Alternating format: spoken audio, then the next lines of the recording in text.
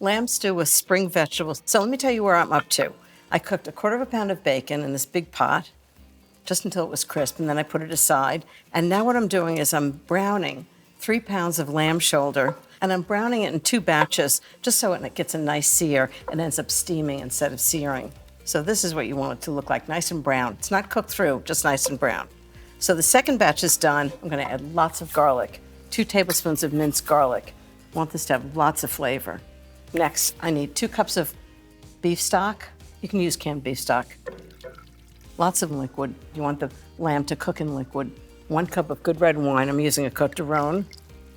Okay. Cup of diced tomatoes. They're canned tomatoes with the juices. Just give it a big stir. And then lots of herbs. I've got minced thyme, fresh thyme, minced rosemary. That's gonna have a lot of flavor. Okay, then I'm gonna put the rest of the lamb and the bacon back in. And all the juices that collect. Okay, lots of salt and pepper. You want it to have a great flavor. Okay, give it all a big stir. Turn up the heat, bring it to a simmer.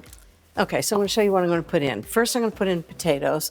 The next thing I put in is turnips, which have that kind of radishy flavor.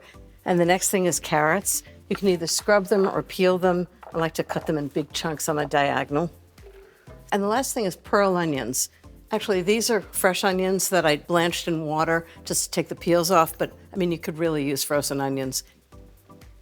I love the sauce and the vegetables and the lamb. It's really as much about the vegetables as it is about the lamb. And the wine. Okay, back into the oven for 1 hour, and this is gonna be so good. I love recipes where the oven does all the work. Ta-da! Oh, look how good that looks. Okay, just a few more things to do. First is I'm gonna make a beurre meunier. So it's 2 tablespoons of butter, room temperature, 2 tablespoons of flour mixed together. I'm gonna use it to thicken the sauce and just cook it a little bit on the cooktop. It just thickens the sauce and makes it really kind of rich and delicious. Okay, 2 more things. So I've got peas, and instead of shelling peas, I'm using frozen peas. So just give this a big stir. I'm gonna just add some fresh parsley. Just stir it in. Perfect. Now all I need is a big bowl so I can taste it. Make sure it's really good. Big bowl. How gorgeous does this look?